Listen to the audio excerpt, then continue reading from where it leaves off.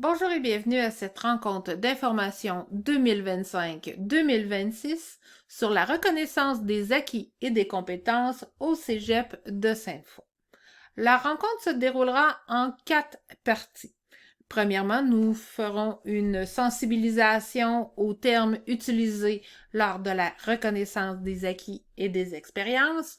Nous vous parlerons des programmes qui sont offerts à Sainte-Foy. Par la suite, chacune des étapes de la démarche de la RAC vous sera expliquée et nous vous fournirons quelques informations supplémentaires requises.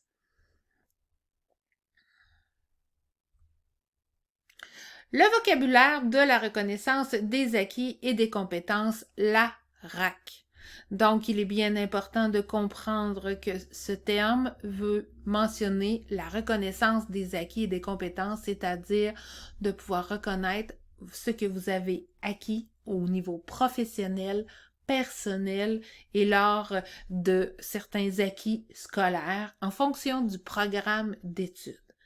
La personne candidate, lorsque vous verrez cette expression, c'est vous, la personne qui sera inscrite à faire sa démarche de RAC, donc elle n'est pas une personne étudiante, mais une personne candidate à la démonstration des compétences. La personne qui vous accompagnera tout au long du processus, vous soutiendra et fera vos évaluations, sera la personne spécialiste de contenu. La conseillère pédagogique, la CP, vous accompagnera tout au long de votre processus afin d'assurer la coordination du programme. Il est important de comprendre dans la reconnaissance des acquis et des compétences que c'est une démarche individuelle et autonome qui est soutenue par la personne spécialiste de contenu afin de vous accompagner dans un cheminement effectué à distance à l'aide d'une plateforme virtuelle d'apprentissage ou de démonstration de vos compétences et des entretiens qui auront lieu également en ligne sur la plateforme Microsoft Teams. C'est une approche qui est personnalisée à votre parcours et flexible. Donc, elle s'adresse à des adultes ayant acquis une expérience significative. Donc, qui ont pu acquérir des compétences avec tous les éléments du programme d'études concerné.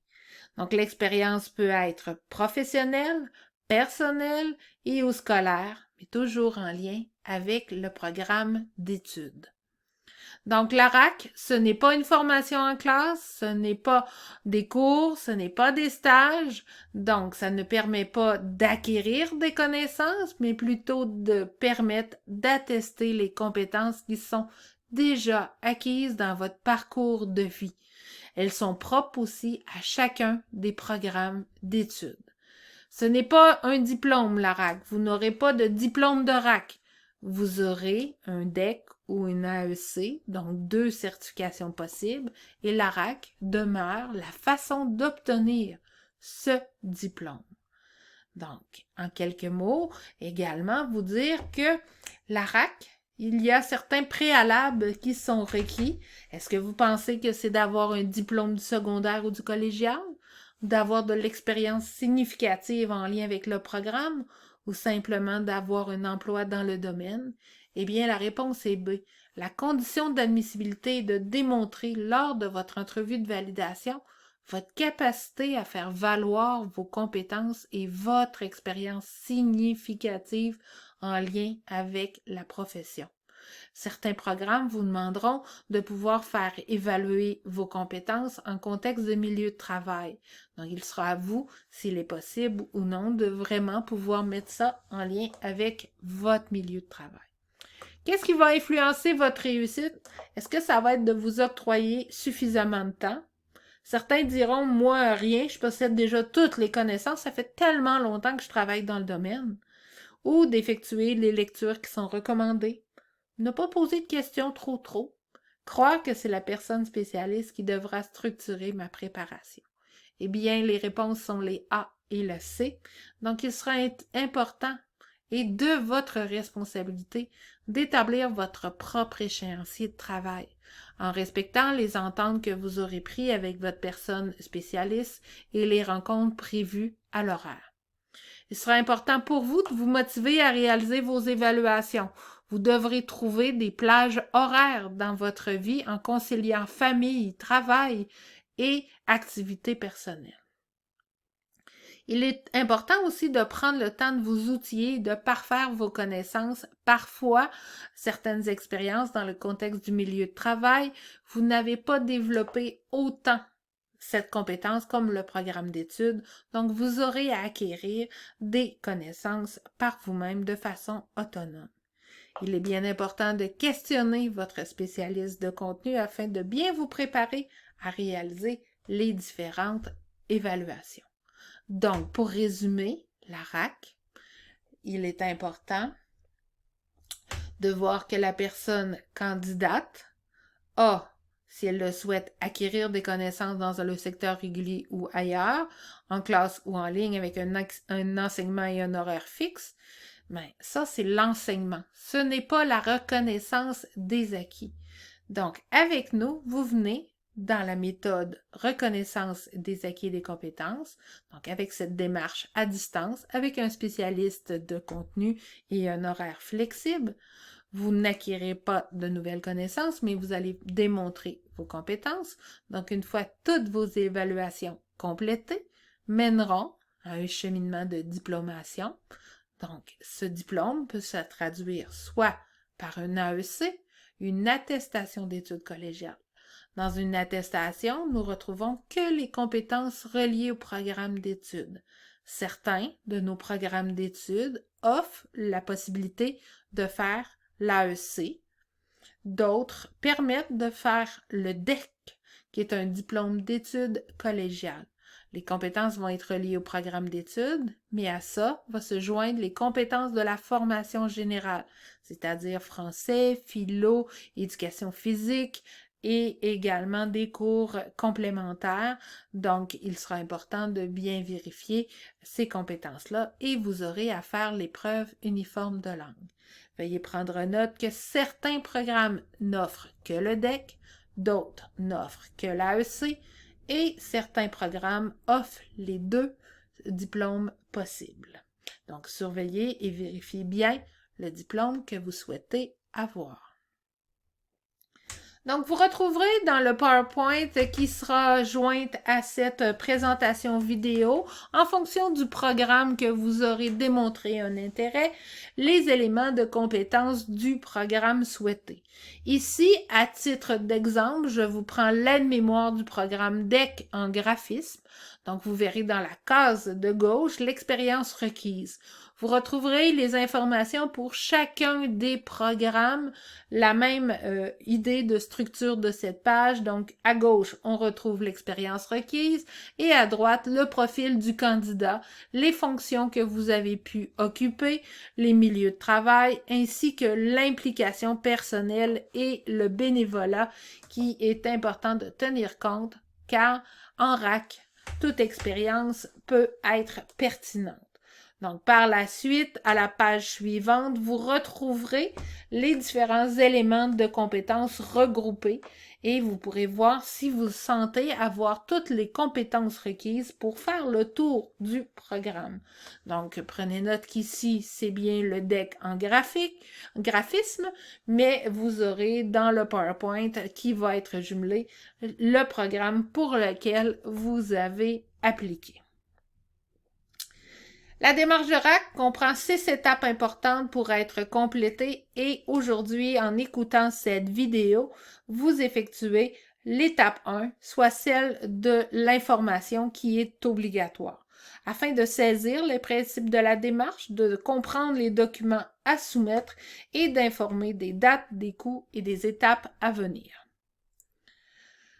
Donc, pour débuter, les 3 étapes nécessaires au niveau des préadmissions. Étape 1, ça sera le dépôt du dossier. Donc, dès le visionnement de ce vidéo, une fois que vous aurez confirmé à votre adjointe qui est attitrée au programme que vous souhaitez, elle vous donnera les informations pour vous inscrire au SRAC, le Service régional des admissions au collégial de Québec, en respectant les dates limites. Vous aurez à déposer vos CV à jour, votre lettre de motivation en mentionnant la date de rencontre à laquelle vous avez écouté cette vidéo. Vous devrez également payer les frais exigés. Vous aurez à l'aide du PowerPoint la possibilité d'écouter le tutoriel d'explication pour bien vous inscrire au SRAC. De notre côté, nous, par la suite, une fois que tous vos documents seront déposés, nous pourrons vérifier l'admissibilité de vos documents. Est-ce qu'il y aura des analyses scolaires à faire? Donc, ça sera à cette étape-là. Par la suite, vous recevrez un deuxième courriel vous expliquant l'auto-évaluation. Donc, c'est un questionnaire d'auto-évaluation sous forme de sondage en ligne. Donc, il est important de bien prendre connaissance de chacune des compétences et de le compléter en expliquant les compétences, vos connaissances en lien avec des exemples concrets. Nous vous invitons à faire attention à ne pas utiliser l'intelligence artificielle. Nous ne voulons pas de la théorie, mais plutôt des exemples concrets qui proviennent de votre expérience. Vous pourrez également cliquer sur le tutoriel ici afin d'avoir plus d'informations.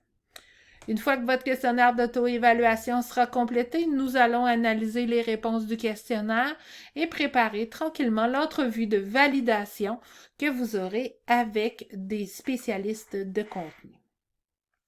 Donc, arrive le moment de l'entrevue de validation. Nous allons vous acheminer à nouveau votre questionnaire d'auto-évaluation. Il serait peut-être important de le relire, de vous assurer que vous avez des exemples concrets. Cette rencontre-là aura lieu en ligne sur la plateforme Teams. Donc, de votre côté, nous vous demandons d'être dans un lieu exempt de distraction et de prévoir une durée d'environ 1h30 à 2h30 pour être sûr de bien avoir un moment privilégié avec les spécialistes de contenu. Donc, les spécialistes vont faire un retour avec vous en lien avec le questionnaire d'auto-évaluation et un questionnaire d'entrevue de validation.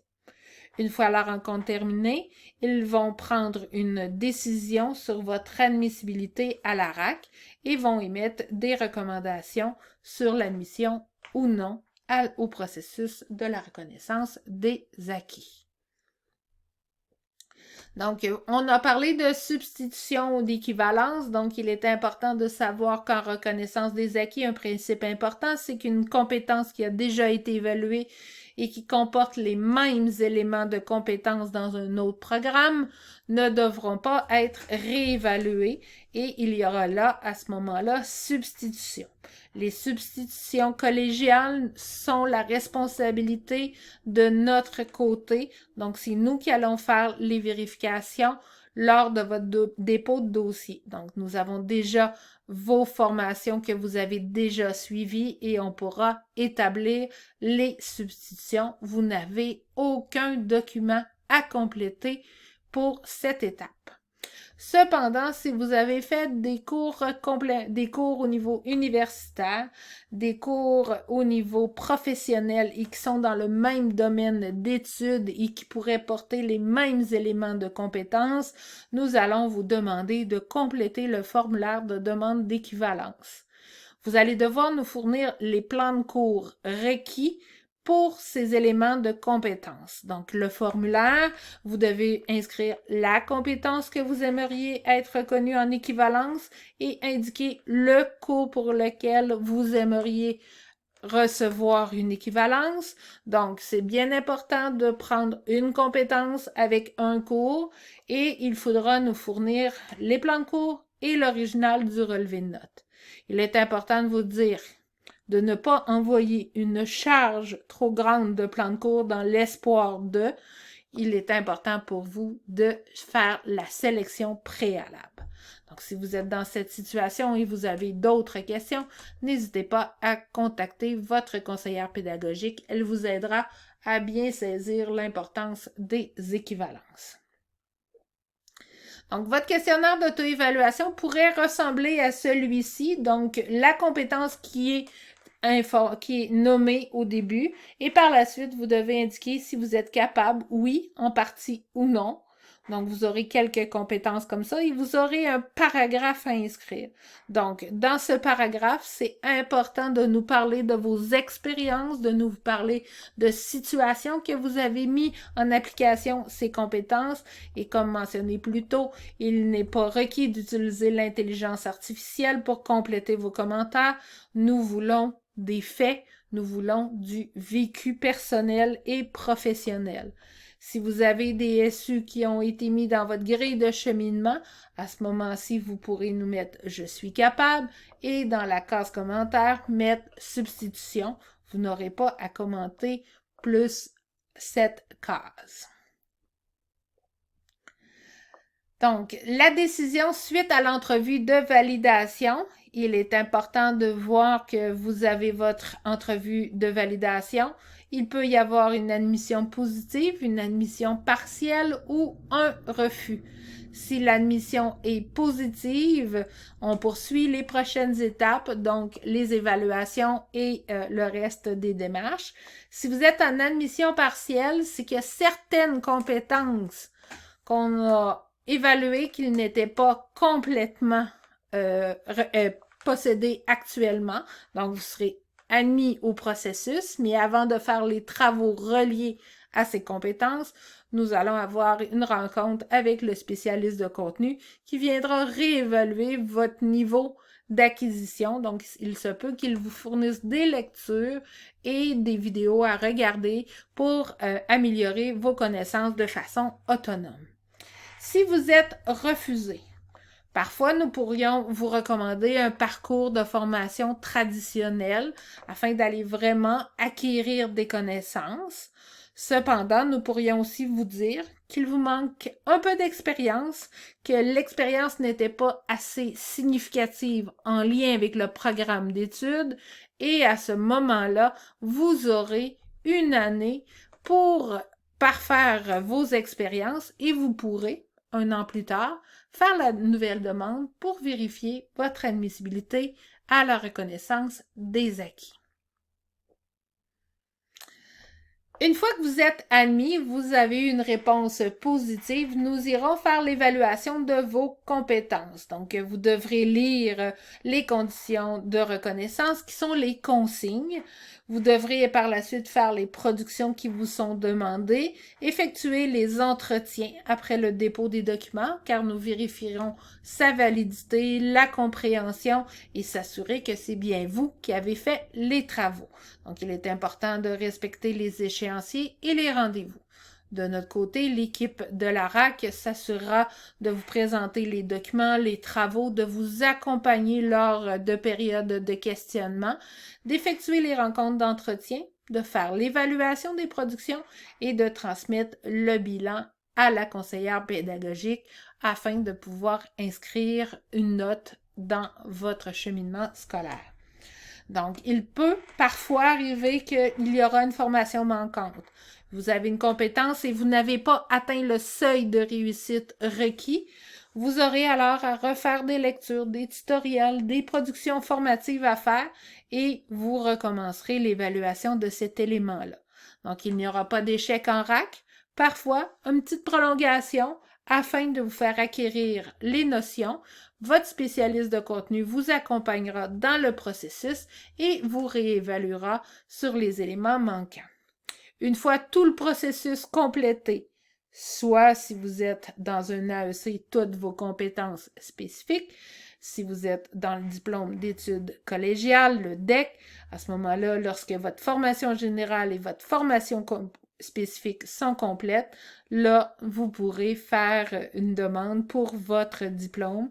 Donc, on s'occupera de ce côté de faire toutes les étapes requises. Notez qu'il est important aussi pour le DEC de faire l'épreuve uniforme de langue. Donc, c'est une exigence ministérielle. Quels sont les cas d'exception où vous devez absolument contacter la personne conseillère avant votre inscription au SRAC? Il est important de nous mentionner si vous avez eu une entrevue de validation pendant la dernière année. Dans le même programme d'études, si vous avez fait une entrevue, vous devez nous en informer car on ne peut pas faire plus d'une entrevue dans différents collèges pour le même programme. Donc, on pourra vous donner la date exacte à ce moment-là de la possibilité de faire le processus en RAC avec le collège. Si vous avez été inscrit dans ce programme-là, dans notre cégep, il y a plus d'1 an, vous n'aurez pas besoin de vous réinscrire au SRAC. Il faudra nous contacter et nous réactiverons votre dossier. Donc, pour le même programme, dans le même établissement. Si vous êtes inscrit au même programme au régulier, au secteur régulier, mais depuis moins d'1 an, donc vous étiez dans la dernière année inscrit au programme au régulier, vous devez être absent de plus d'1 an d'une formation équivalente au secteur régulier pour être admissible à la RAC. Donc, si vous avez été absent durant la session qui excusez-moi, est incluse entre janvier et le mois de mai. Donc, ça sera 1 an après la fin du mois de mai et nous vous encourageons à travailler dans le domaine pour pouvoir démontrer aussi votre expérience professionnelle. Car n'oublions pas, la RAC, c'est la reconnaissance des expériences et des acquis que la personne a au niveau du programme d'études démontré. Votre statut, il est important de voir quel est votre statut. Si vous êtes résident temporaire, si vous avez des permis d'études ou de travail, si vous êtes citoyen canadien qui n'a pas une adresse permanente au Québec, votre statut va venir influencer le programme, la démarche de RAC pour vous. Vous n'êtes pas admissible au même coût et certaines versions des programmes ne seront pas possible. Donc, tout ce qui est des DEC, des diplômes d'études collégiales, c'est plus complexe. Donc, il faut en discuter avec votre conseillère pédagogique. Donc, les statuts requis pour effectuer votre démarche de RAC au coût de 500 $, soit les frais afférents courants. Il faut avoir une résidence permanente, être citoyen, avoir la citoyenneté canadienne avec une adresse permanente au Québec, ou avoir une citoyenneté française. Donc, c'est important de respecter ces critères-là. Si vous faites affaire avec Service Québec et vous avez une entente de financement, il faut toujours avoir une rencontre avec la personne spécialiste la personne conseillère pédagogique afin de vérifier les critères d'admissibilité. Donc, n'hésitez pas à rejoindre votre conseillère en cas d'exception.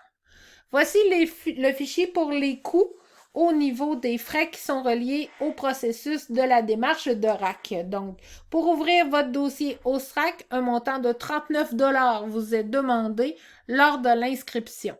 Tant que le 39 $ n'est pas payé par carte de crédit, nous ne verrons pas votre inscription. Donc, il est important de déposer tous les documents et de bien faire son paiement si vous voulez activer votre demande. Les frais afférents aux compétences, donc 50 $ par compétence pour un maximum de 500. Donc, vous avez un programme qui a 6 compétences, c'est 300 $. Vous avez un programme de 23 compétences, c'est 500 $. Donc, on ira au maximum à ce moment-là. Donc, la date limite pour le paiement des frais afférents, c'est toujours dès que vous avez votre avis de paiement et au maximum 48 heures avant la rencontre d'accueil. Donc, ces paiements se font par Omnivox. On vous expliquera la procédure en temps et au moment opportun. Pour les frais de dépôt de plan de cours pour l'analyse d'équivalence, donc je vous rappelle qu'il y a un frais de 5 $ pour le plan de cours qui sont déposés. Donc, et cela va se faire après l'admission en RAC.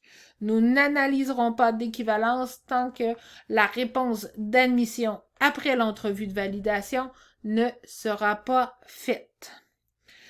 Si vous avez une entrevue de validation de planifier et que vous reportez, vous annulez dans les moins de 24 heures, il y aura un frais de 25 $ si vous voulez refaire votre entrevue.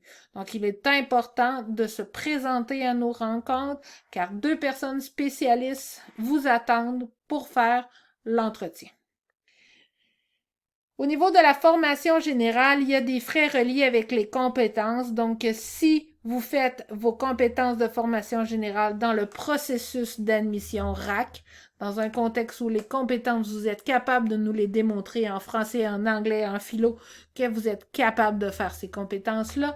Ils seront inclus dans votre 500 $. Si vous n'avez pas atteint le 500, il y aura des frais de 50 $ par compétence. Cependant, si vous n'êtes pas admissible à la reconnaissance des acquis pour votre formation générale parce que vous n'avez jamais fait de cours de français, vous n'avez jamais fait de cours de philo, vous ne connaissez pas les bases, par exemple, de la philo, ou vous n'êtes pas capable de converser en anglais, à ce moment-là, peut-être que certains cours seront requis pour vous et on vous accompagnera pour les inscriptions à Cégep à distance, Cégep virtuel ou autrement. Et là, vous devez prévoir des coûts supplémentaires en lien avec ces inscriptions. Il est important de savoir que la RAC, c'est un processus qui est, oui, flexible, oui, à votre rythme. Cependant, nous vous demandons de déposer au moins une compétence par année si vous voulez atteindre votre objectif. Donc, si vous n'avez déposé aucune compétence et vous voulez poursuivre votre processus, si vous ne le faites pas dans 1 an, donc à ce moment-là, il y aura des frais de réinscription au coût de 139 $. Vous déposez des compétences à tous les mois, à toutes les sessions, vous êtes correct, ce frais ne sera jamais exigé. Donc, il est important de voir également s'il y a des remboursements pour des frais. Si vous quittez avant votre sanction, il y aura un calcul des frais qui seront présentés en fonction des conditions que vous aurez été évaluées ou reçues. Donc, c'est important de vous mentionner ceci. La RAC n'est pas admissible à l'aide financière parce que c'est un processus à temps partiel, donc on ne peut pas avoir ce qu'on appelle les prêts et les bourses. Étape importante, les échéanciers. Donc, plusieurs de nos programmes fonctionnent par cycle ou par session. Donc, il est important de voir que si vous ne respectez pas l'un des délais, votre candidature pourra être reportée à au prochain cycle ou à la prochaine session. Donc, il est important pour vous de respecter les délais demandés. Donc, vous assistez à la séance d'information dans les 24-48 heures. Vous devriez recevoir le document PowerPoint et les autres documents requis pour vous outiller pour faire votre inscription et votre dépôt de dossier. Vous avez 10 jours maximum après la séance d'information pour déposer tous vos documents. Curriculum vitae, lettre de motivation et autres documents requis par le service régional des admissions. Vous recevrez un lien du sondage online pour pouvoir faire votre questionnaire d'auto-évaluation. Il est important de vérifier vos courriels indésirables pour être certain et certaine de ne pas manquer ce lien qui vous sera envoyé. Il est important de prévoir un bon 2 heures pour compléter ce questionnaire d'auto-évaluation, car vous devrez nous parler de vos expériences professionnelles et personnelles. Par la suite, une fois que nous avons eu le dossier tout complet de votre candidature, nous avons 5 à 10 jours pour bien l'analyser et vous convoquer en entrevue. C'est à partir de ce moment que vous surveillez vos courriels pour être sûr de ne pas manquer la date d'entrevue que nous vous proposons. Donc, à partir du moment où on a eu tout votre dossier complet, nous allons vous proposer une date d'entrevue qui devrait se dérouler là, dans les 3 à 4 semaines suite à votre dossier, dépôt de dossier complet. Donc, planifiez du temps, vous allez avoir un lien booking et vous serez rencontré par 2 spécialistes. Prévoyez vraiment le temps requis, prévoyez d'avoir l'énergie requise, donc pour être en toute bonne position pour cette rencontre importante. Une fois que vous allez être admis au processus, suite à l'entrevue de validation, si elle est positive, nous allons analyser votre dossier et vous donner l'information dans les 7 à 10 jours qui va suivre l'entrevue de validation. Donc, encore là, surveillez vos courriels pour avoir l'information. Si vous êtes admis, vous aurez l'information pour le paiement et les inscriptions nécessaires aux différentes plateformes Omnivox et Microsoft 365 et le tout devra se faire rapidement avant le début de la rencontre d'accueil. Pour commencer votre processus, il y aura 2 rencontres qui vont être faites. Une première avec votre spécialiste, votre conseillère pédagogique et une autre avec votre spécialiste.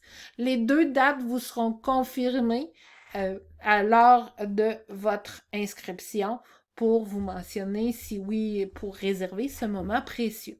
Donc, n'oubliez pas, si vous ne respectez pas les échéanciers, nous reporterons votre candidature au prochain cycle et vous devrez à ce moment-là commencer plus tard votre démarche de RAC. Il est important pour les équipements qui sont requis, donc d'avoir un ordinateur avec une caméra et des haut-parleurs ou un casque d'écoute fonctionnel. Donc, cet ordinateur-là doit être capable de faire fonctionner la suite Microsoft 365. Nous allons vous la fournir par le cégep, donc c'est important d'avoir un ordinateur quand même récent. La caméra doit être sur l'ordinateur et non celle de votre téléphone. Vous comprendrez que les rencontres se font avec votre spécialiste de contenu via votre ordinateur et lorsqu'on a besoin de vous accompagner pour différentes réalités, il est toujours plus facile de faire un partage d'écran lorsque la caméra est liée à l'ordinateur et que ce n'est pas votre cellulaire. Donc, il est important de mentionner aussi qu'un Chromebook ou les tablettes de style iPad ou Samsung ou Galaxy ou autres ne permettent pas l'utilisation adéquate de la suite Office. Donc, vous pourriez avoir des difficultés techno-numériques à ce moment-là. Donc, portez une attention si vous avez besoin de vous acheter un ordinateur, de ne pas se procurer un Chromebook parce que ce n'est pas toujours fonctionnel. Certains programmes vous parlent de livres de référence. Ils sont là à titre de suggestion. De plus en plus, les programmes vous offrent une médiagraphie numérique. Donc, on a déjà accès avec le cégep à une vaste banque de livres numériques. Vous pourrez les consulter au moment où vous serez admis. Si vous voulez, vous êtes plus du style papier et vous aimez vous acheter certains livres, n'hésitez pas à visiter les sites de vente d'objets usagés. Parfois, le coût sont moindres. Donc, juste un petit rappel pour ceux et celles qui veulent faire un diplôme d'études collégiales et qui n'ont pas encore fait la formation générale. Donc, il y a 4 compétences en français, 3 en philo, 3 en éducation physique, 2 en anglais et 2 en cours complémentaires et une épreuve uniforme de français. C'est une rédaction, une dissertation de 900 mots qui se fera en présentiel dans le collège le plus près de chez vous.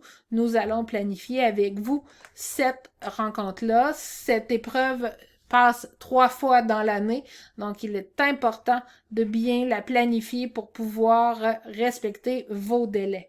Donc, toute personne qui veut recevoir un DEC doit faire toutes les compétences spécifiques et toutes les compétences que nous voyons ici en formation générale. Si vous l'avez fait dans le cadre d'un autre diplôme d'études collégiales, ils seront reconnus en substitution à ce moment-là. Si vous avez fait votre diplôme d'études collégiales avant 1999, il n'y avait pas d'anglais à l'époque, donc vous aurez sûrement certaines compétences à faire en plus de l'épreuve uniforme de langue. Ce qui est important de comprendre au niveau des compétences, donc j'ai abordé le sujet un petit peu plus tôt, nos compétences en FG, on peut tenter, comme pour nos programmes spécifiques, de le faire en RAC, donc c'est-à-dire d'être évalué sur notre bagage d'expérience et de connaissances dans ce domaine de français philo et éduc anglais. Donc, si à ce moment-là, on va avoir un questionnaire d'auto-évaluation à compléter en lien avec la discipline, vous aurez une entrevue de validation. 2 options s'offrent à vous. Oui, ça a bien été, vous êtes admis, ou non, ça a été plus difficile. Donc, si oui, on embarque sur une démonstration en RAC comme pour vos compétences spécifiques. Si c'est non, on va devoir vous référer au cégep à distance, au cégep en ligne ou à des cours en classe de façon virtuelle ou en ligne. Là. Il faudra voir, mais il y aura des frais associés si on va dans ce processus-là. Donc, ça sera important. La conseillère pédagogique en charge de la formation générale vous rencontrera pour vous expliquer les éléments importants de la formation générale au besoin. Il est important de noter ici, déjà, votre conseillère pédagogique et votre personne adjointe de soutien administratif. Vous avez les courriels et le nom de cette conseillère pédagogique. Donc, important de bien contacter la bonne personne si vous avez des questions et si vous ne recevez pas prochainement les courriels pour la suite de la démarche. Donc, mot de la fin, vous dire que vous recevrez sous peu un courriel qui inclura l'information du PowerPoint de la séance d'information du programme pour lequel vous appliquez, le guide de candidature, votre formulaire de demande d'équivalence peut arriver là ou un petit peu plus tard. Il n'y a pas de stress avec les équivalences, ce n'est pas requis pour l'entrevue de validation et votre procédure pour faire la demande au SRAC. Assurez-vous de vérifier vos courriels indésirables. Si vous n'avez rien reçu dans les 2 jours ouvrables après la séance, nous vous invitons à contacter votre adjointe administrative attitrée à votre programme. Donc, sur ce, je vous souhaite une belle fin de rencontre d'informations et je vous invite, si vous avez des questions, à contacter votre conseillère pédagogique afin de répondre à ces dernières. Sur ce, bonne journée!